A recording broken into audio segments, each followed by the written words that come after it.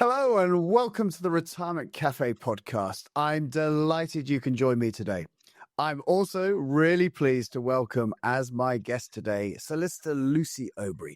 Now, Lucy is a partner and head of private client at Higgs LLP, and with over 20 years experience in estate planning, Lucy specializes in helping entrepreneurial clients with wills, trusts, and succession planning. She's also a member of the Society of Trust and Estate Practitioners, known in short, STEP. Now, I was really keen to talk with Lucy after seeing her present at a conference I attended recently to unpack the potential impact of proposed tax changes on business owners, landowners, and anyone with significant pension assets. In our conversation, I'm going to discuss estate planning strategies that might be helpful leading up to and after April 2026, when the tax changes are due to come into force, so that you can make informed decisions about your retirement and, of course, your legacy planning. Welcome to the podcast, Lucy. Oh, thank you so much, Justin, for having me. I'm really looking forward to this. So it's quite a build-up, but I'm excited to be here. And as you said, there is plenty to talk about, and this might be the start of a few podcasts because yes, there's a lot to navigate. Yeah, I tell you what, I mean, you could have never been so popular, surely.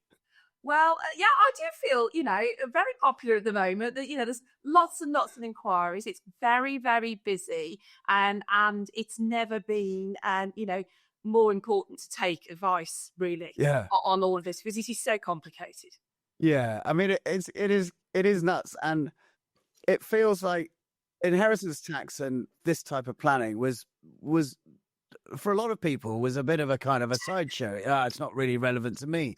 But of course, we've had frozen nil rate bans over the last, God knows how many years. More, asset prices going up. More and more of people being kind of drawn into the inheritance tax kind of world. And then, of course, we get the bombshells the government has come out with recently, which is let's bring in agricultural property, let's bring in pensions. I mean, it's all going on. It is. And I think as well, Justin, when you look at the individual who might not have been concerned about inheritance tax because they built up a significant pension out of the estate, because they got a successful business that was trading out of the estate. Estate planning wasn't on the agenda. And all of a sudden, without any notice and with a very short timeline, and that world is potentially going to dramatically change. Yeah. And Lucy, this is one of my first thoughts that I've been, if you were very wealthy, I don't know, I'm going to imagine you're a duke of something, and you've got a huge estate. And we all are familiar with a kind of the 7-year rule, give something away 7 years, survive 7 years, and as long as we don't still enjoy it, that's absolutely fine. It's left our estate. And if you're very wealthy, you can probably afford, or possibly can afford, to give a large amount of your estate away 7 years before you die. Now, of course, you may not know when you're going to die, but with a average life expectancy, you kind of go, well, maybe in my 60s or 70s, hopefully I'll survive 7 years.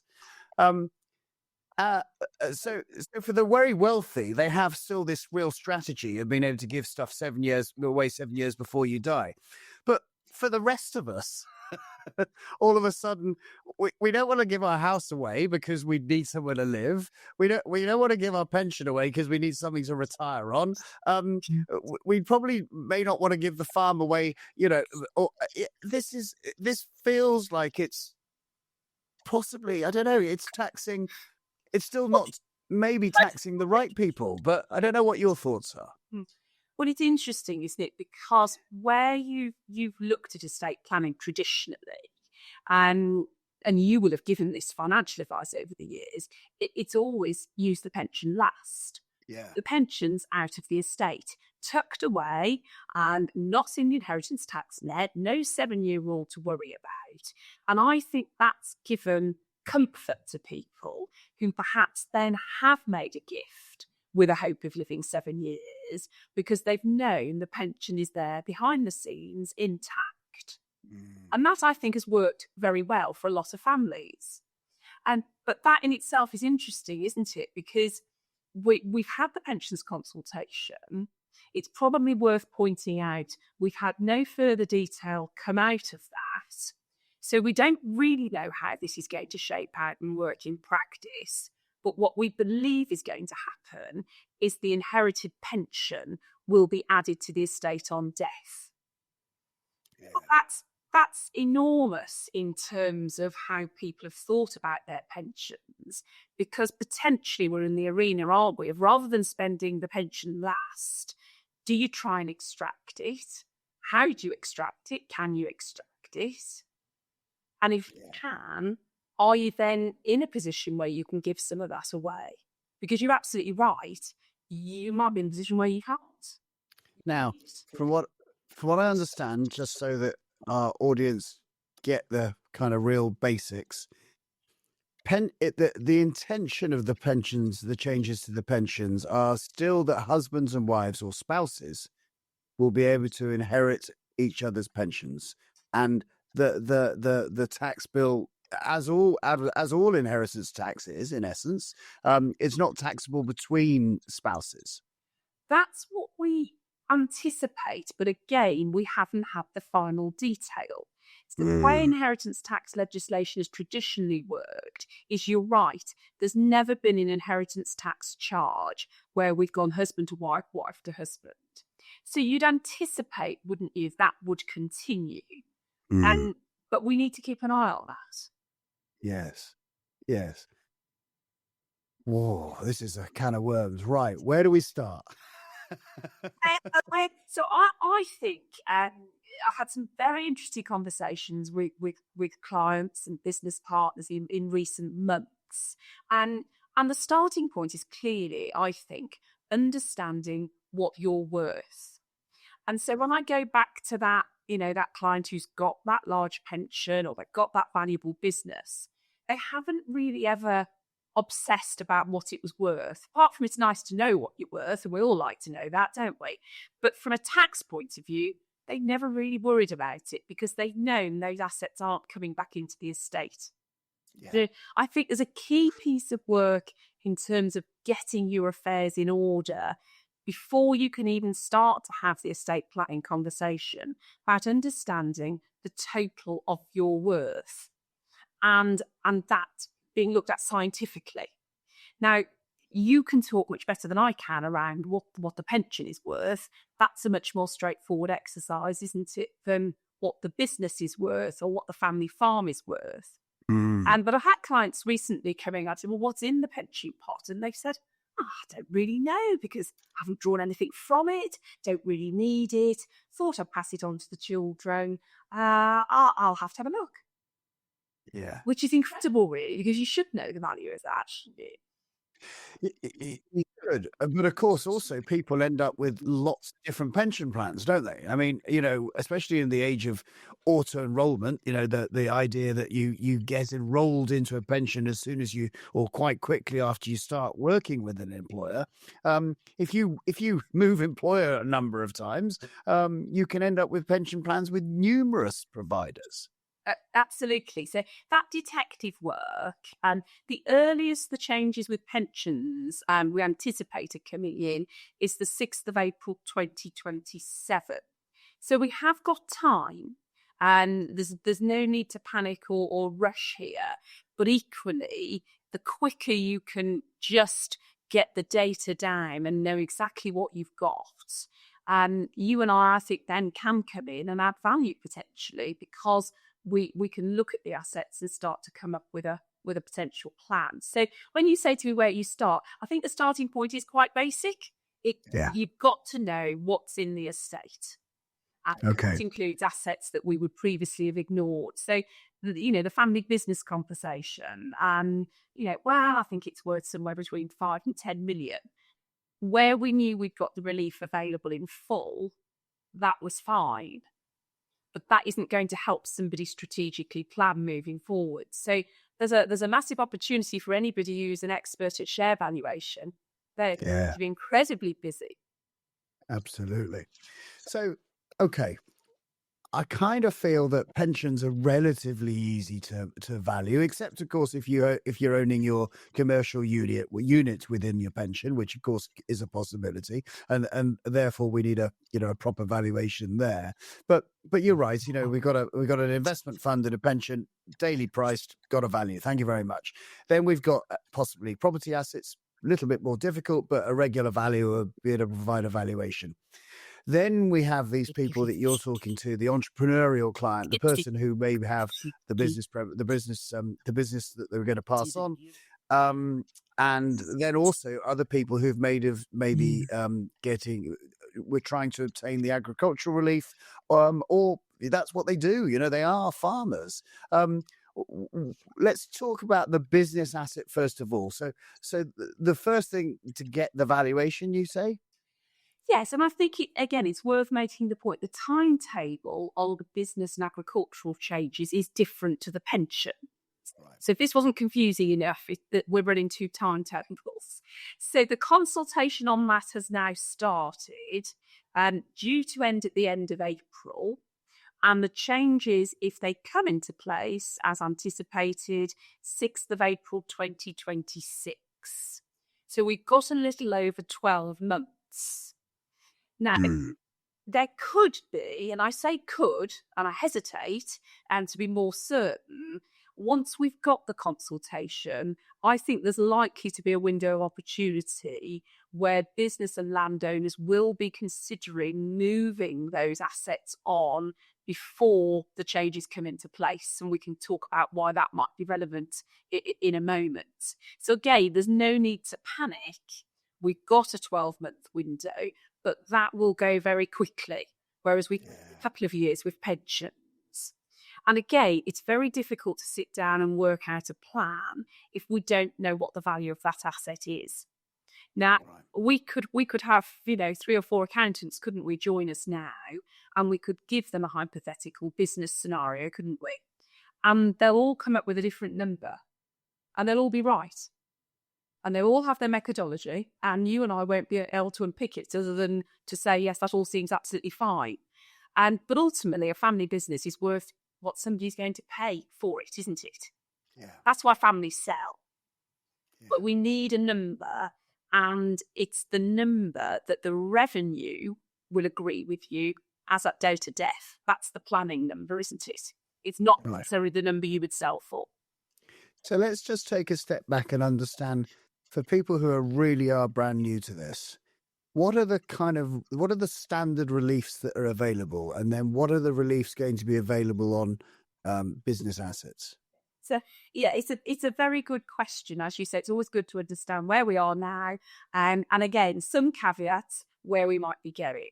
Yeah. So business relief in particular has been such a valuable relief because if you qualify for it, and simplifying, if you like, the subject matter, if you're broadly trading, there was an acceptance that you didn't have to pay inheritance tax on that business where you passed away, because there was a recognition that the value was caught up in that business and therefore there wasn't the cash available to pay the tax. That's the starting point.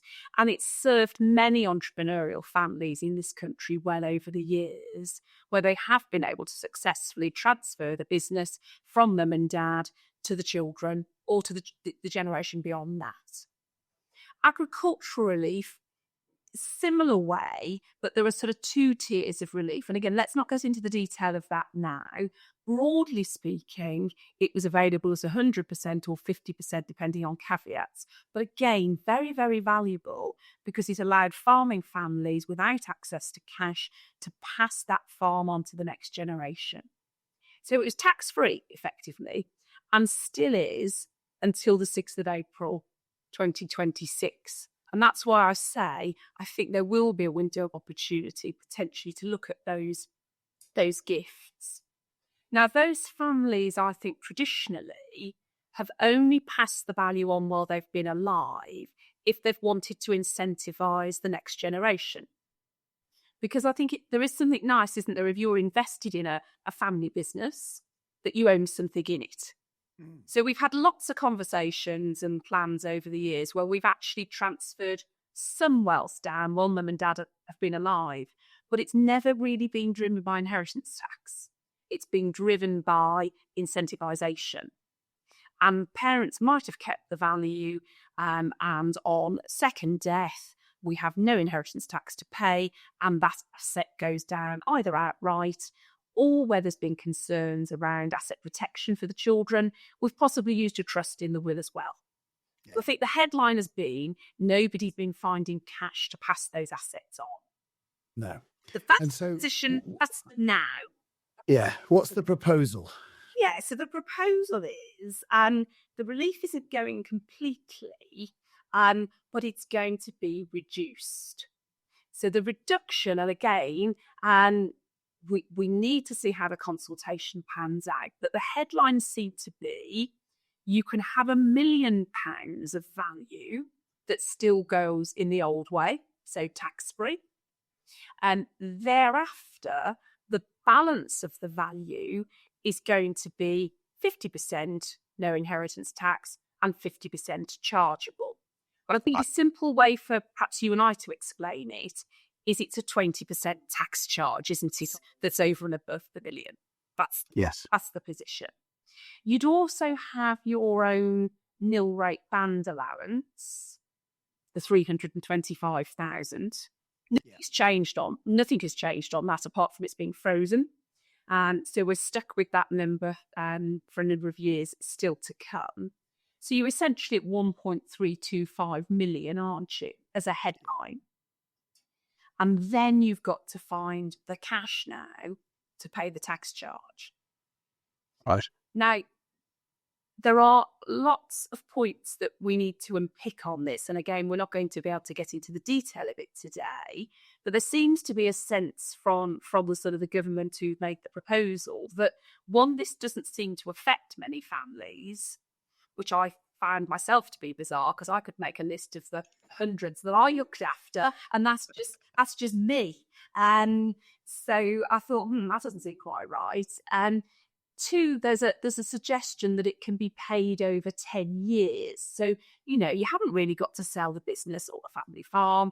Don't worry about it. We're going to let you pay it by instalments. But it misses the cash flow point, doesn't it? That it's still got to be paid. Wow. So it's a massive shift. And I suppose families could be looking at, right, can I give it away earlier? Can I give it away and survive the 7 years?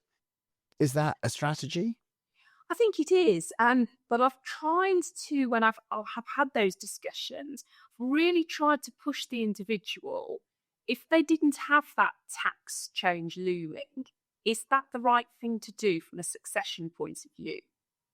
And I had a conversation last week with somebody where he'd been very concerned to pass over the shares to the son because he didn't like the girlfriend. And he was concerned the son was very keen that she might be marrying into the family. And so I said, so we weren't passing those shares down, but as a result of the tax changes, we now are. Are we really doing that? And he did have to pause and say, no, you're right. I'm just moving the problem from one place to another, potentially, aren't I? So yes, I think there will be families where they will now accelerate the gifting, and we will need to give some very careful tax advice around that as a concept. But that is a possibility. Try and gift it, shift the value out, and it's for 7 years. And I'm imagining there's some tax consequences on those gifts. There are. We talked, haven't we, really exclusively about inheritance tax, because that's the tax that impacts on death. Now, without getting too technical, and how can I put this? I'm sure I won't offend anybody by saying dying for capital gains tax purposes is rather a good plan, isn't it? Because at the moment you get an uplift. So all the gains are wiped out. So whenever we have gifts of family companies or, landed estates, etc., in an estate, the capital gains tax situation evaporates. But of course, if we're now getting into lifetime gifting, we have got to run the capital gains tax analysis alongside the inheritance tax. And those two things can often cause us an issue where we've got a gain. So there's going to need to be a strategic plan around it. But it all goes back to the value, doesn't it? You can't give that advice without knowing what we're talking about in terms of the numbers. No. So you can't look at this inheritance tax in isolation, because if you start giving it away, you could be causing yourself capital gains tax issues, and therefore you've got to make sure that you don't end up paying more tax on that front than your beneficiaries would pay on inheritance tax. Correct. And there are reliefs. And again, if we're putting together a technical estate plan, there are lots of other plans we can take with CGT. But as a headline, you have got to run the two together. And I think people don't necessarily appreciate that, because that's not an issue on death. The two positions are, it's a very different starting point. Yeah. And the asset, I don't know about you, but I have as many conversations with clients about asset protection for the next generation as I do about the tax and that appreciation that this hard work, and they've grown these assets. They could, the pension was out of the estate, the business assets were protected. They could largely deal with that with a well-drafted will structure with a trust. But if we've got this acceleration now to gift, there are some interesting dynamics there, aren't there, around prenuptial agreements, postnuptial agreements, cohabitation agreements. And they're not easy conversations, are they, between mum and dad and the next generation? No. Now, I know one of my most popular YouTube videos in the recent months has been about trusts. Has it? Okay. All of a sudden, people want to know about trusts because they hear the rich and wealthy use trusts. And if I can get it all into a trust, then it's outside my estate. And I'm also protecting it from maybe those relationships that my beneficiaries might get into in their younger years, which could cause this loss of capital. So can you give us a bit of a synopsis about where trusts fit into all of this? Okay, how long have we got then? Let's try and simplify this. So I think in the context of what we're talking about, trusts have been very popular for families who have wanted, for whatever reason, to remove some value while they've been alive, but they haven't wanted to give the asset away outright. Yeah. And in that scenario, under the current rules, if you qualified for that business relief or agricultural relief at 100%, you could get an unlimited amount of value into a trust. Now, I get very excited about that. So, that's a podcast in itself, isn't it? The excitement of being able to get millions and millions into trust, potentially with no tax charge. How is that possible? It is possible, but it's because of the very, very generous business relief and agricultural reliefs. So we've got lots of families who've taken advantage of that over the years, and it's been particularly exciting for them if they've sold later on. Those sale proceeds are in the trust. They're not back in their estates. And so that's worked very, very well. Trusts, again, they've fallen out of favour a little, haven't they, with pensions? Because when pensions became much more flexible and the ability to have flexible drawdown, they lost their attraction. But I've still been, a fan of a pilot trust where the pension death amount has been nominated in for the right reasons, for control, where we've wanted to make sure that nobody can draw down on that without the trustees say so. And again, there have been some very attractive numbers coming out of those pensions when we've been able to get them out tax-free. So I think in the context of what we're talking about, they've been the big uses of trusts. And then it's the death position. So where we've wanted to protect the succession to an asset and we've got that relief, we can leave it under a trust, under a will, and pay no inheritance tax. So why wouldn't we put it into a trust and potentially protect it, protect the value of the estates of the next generation? So that's been the real use of trusts in this context. Where might we go next with trusts? Well, that's interesting, isn't it? Because again, we've got to have the details of the consultation. But if it works through as planned, it would appear that there'll be a restriction in the context of business and agricultural relief that we could get the million in. You could probably, I think, the way it will work, also add on the 325,000 if you haven't used it already in the 7 years. And then thereafter, it looks like you hit a tax charge. Quite what that will look like on a lifetime trust remains to be seen, but there'll be a tax charge. So that in itself is going to restrict, isn't it, the value of what you can put in without paying some form of tax charge. So that will be a game changer, I suspect, for lots of families who haven't got the cash to pay it. Yeah. And then I think I'm right in saying, of course, if you've got a family business with a husband and wife, they will have £1 million allowance each for business assets if they own the business, as a 50-50 shareholders. That's my understanding, subject to the consultation. It's getting a bit dull, this, isn't it? Subject to the consultation detail. And that's what's so difficult about this. We haven't got the detail. But yes, I understand the position to be in your example, per shareholder.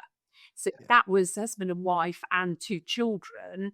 On the face of it, they've all got the £1 million allowance, one each, and they've all got their nil rate band. So there's some interesting planning potentially emerging, isn't there?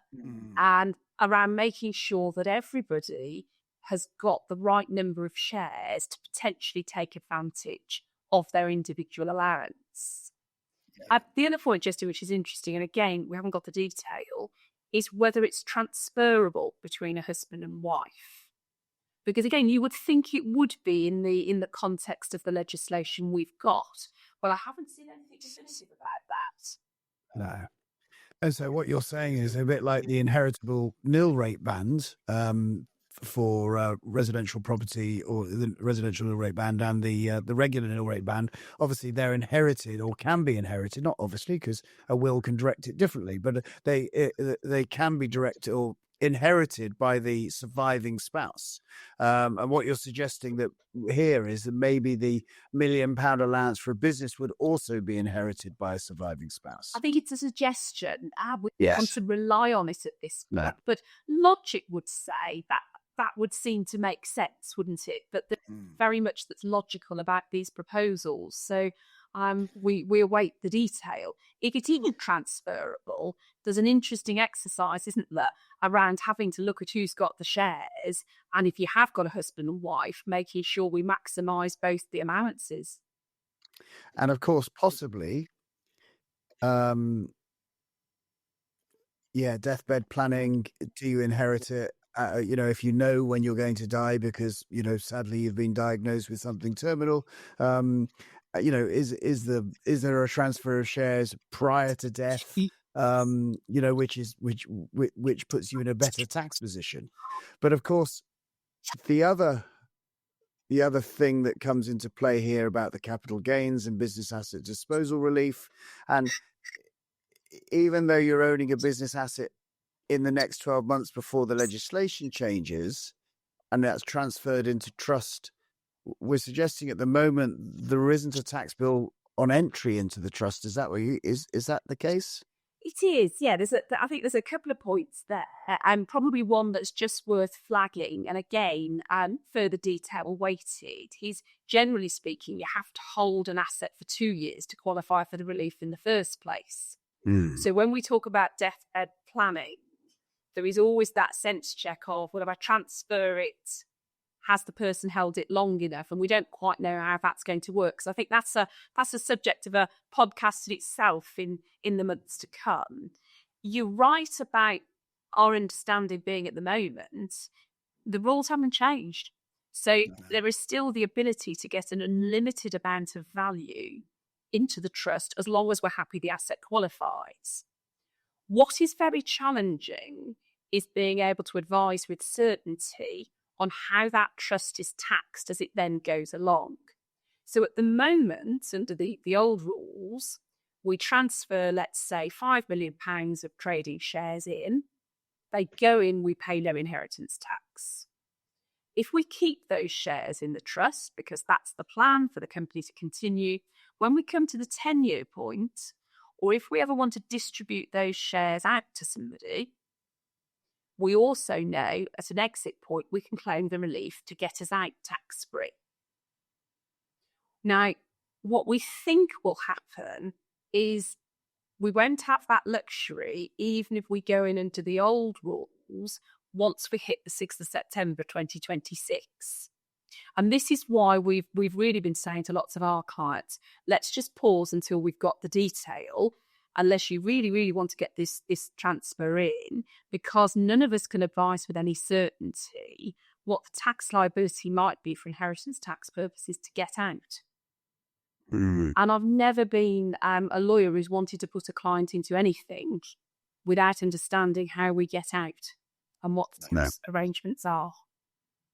Yeah. So that potentially might be still fine. They will just understand there needs to be a cash fund somewhere, doesn't there? So that at the 10-year point, do we have our £1 million, for example? Do we have the trust's 325? And is it then just the small tax charge on the balance? That might be palatable. It might be fine. But we need to understand it. So just taking a step back there for people not familiar with how trusts are taxed, and I'm sure you can guide me on this, but we're talking about placing the asset into a discretionary trust, which won't have a tax because of the type of asset. Won't have a tax charge going in, but every 10 years, the value of the trust will have a tax charge. Now, am I right in saying that it's usually the value of the trust? Well, I suppose if it's still holding business assets, it may not have a tax charge at all. But if it's not holding the business, so yes, I see what you're saying and how the complication happens here. That what is that 10-year tax charge going to be based on? That other regular or discretionary trusts, if they were held in just investments per se, would have a 10-year tax charge on. Yeah.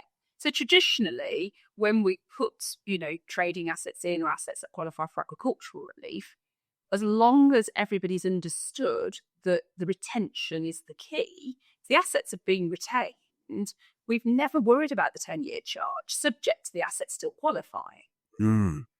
So it's been very easy for families to plan because they know as long as they retain the asset, we're fine.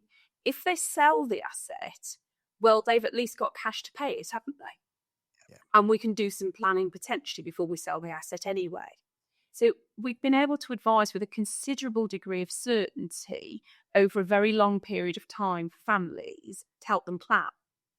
Whereas we're in a position at the moment where we say, we can get you in, but we want to be very, very clear that we don't know what that charge yet looks like. We will do, because we've got to have the detail. That will come out of the consultation and we will get it. And then we've got to understand it, haven't we? Work out how it applies. And I'm really saying it might still be perfectly acceptable in the grand scheme of things. That might be a price to pay for moving the asset out of that generation. Yeah. I have a feeling you're going to have a very busy year. Yes, I'm just sort of wondering when I might book my son a holiday, adjusting at the moment. So I'm thinking maybe some long weekends might be a better strategy than try to plan 2 weeks in July and August. That's currently where I am. Also, a bit post the 6th of April 2026, maybe. Gosh.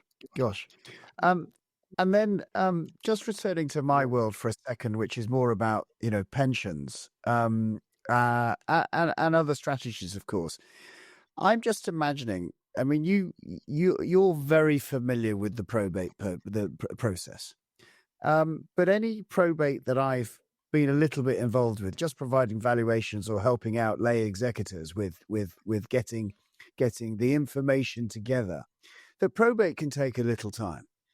And the idea that sometimes you can have a lay person doing the probate and you can come across someone with, 17 different pension plans.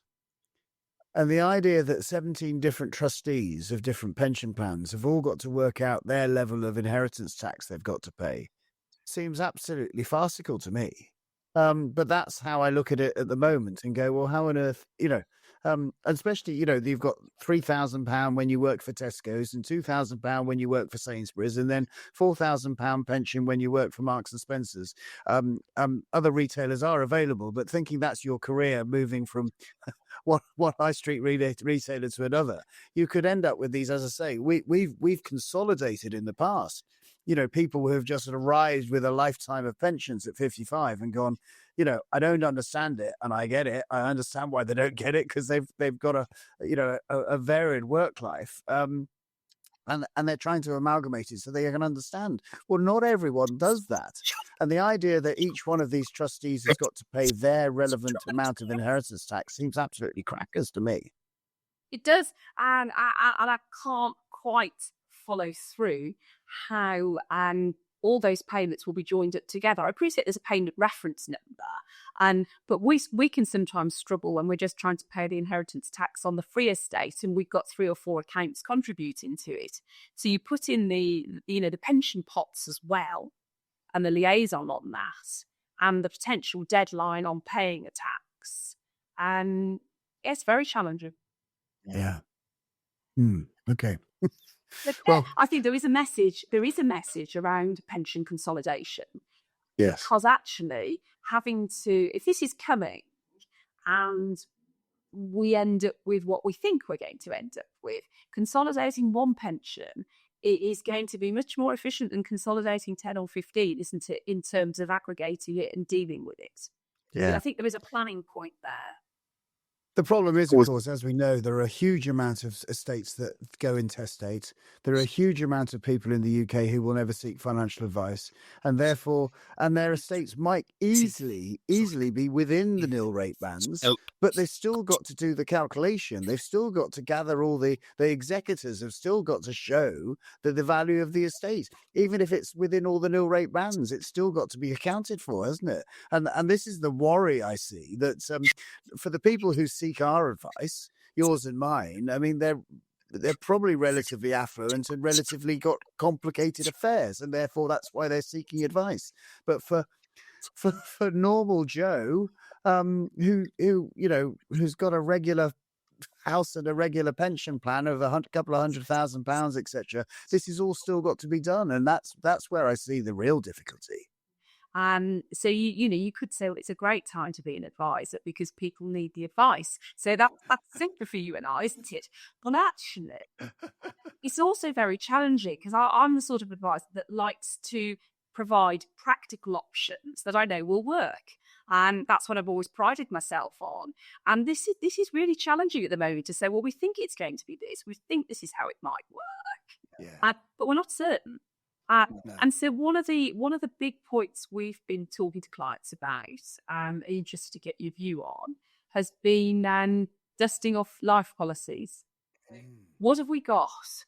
And when did you last look at this? Is this potentially part of a solution? So we create a cash pot to deal with some of these challenges while we just work through the detail. So if nothing else, buying yourself some time and, possibly some sort of term policy to just give us all some breathing space. I don't know whether you've noticed an increase in inquiries for that, or whether people don't quite understand the power that might give them in terms of just breathing space. Yeah, I think you're absolutely right. And whole of life plans are actually bizarrely very good value. They're often very good value because the insurers realize that the people don't pay them to the end of the term, but people can benefit from that. But I think maybe they will. If you take out a whole of life policy today, they will be held to term because, of course, they're there for the real purpose. And just for the listeners to understand life insurance policies, a life insurance policy is useful for paying inheritance tax for a number of reasons. One is, first of all, you need to write it in trust. So it's outside your estate, because what you don't want to do is add to the problem. You don't want to add more cash into the estate that the HMRC are going to get. But if it is written in trust and the premiums are regular gifts out of income, which is an exemption, no problem at all for inheritance tax purposes. It can provide a lump sum to your beneficiaries for them to pay a tax bill. or to compensate them in essence for the tax bill that's been paid. So hugely beneficial. Of course, everyone needs underwriting, and the people who are more in need of this type of cover, of course, can be into their 50s, 60s, and 70s, and of course, often may have some kind of medical issue by the very nature of getting older. The premiums can end up being much more expensive than they would have been, in your 40s in good health. So there are lots of complications. But if you do have a life policy, can it be written into trust? Can it be even an existing policy? Can it be put in trust and get outside your estate? I think there's even more complications what we're going to have around death in service plans. Lots of people have occupational pensions, which give. We have some executives we look after. 8 to 10 times their salaries is covered by a death in service policy, often written through pensions legislation. And whether that's going to fall into inheritance tax, I don't know, or a separate trust around those, or maybe, as you referenced before, a pilot trust to receive those benefits could be a good thing again. But life policies are definitely, I think, something that we need to consider much, much more than we have done in the past. It's cash flow, isn't it? And I've got a few clients at the moment say, well, what we're going to do is just create some cash in the company, and we're just going to put it in an account, and that will help us.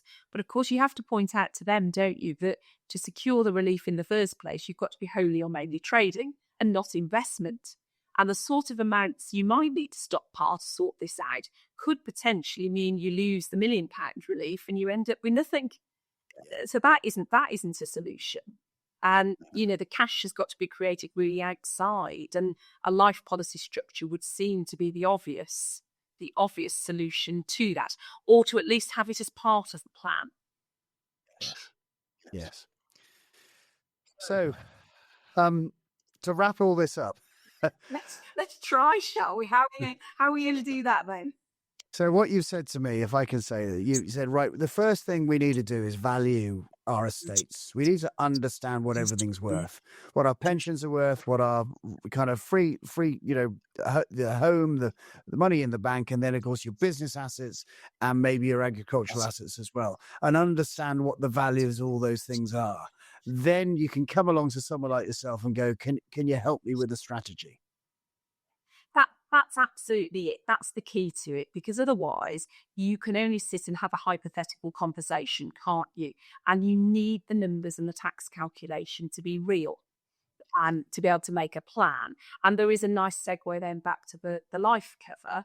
And I promise I'm not on any commission for any life cover at all. But it just seems to me to be the obvious thing in terms of, well, if the tax liability at the moment is not very much at all, and under the new rules, we might be up at X million. And do we insure it short term, or as you say, if a whole of life is reasonable?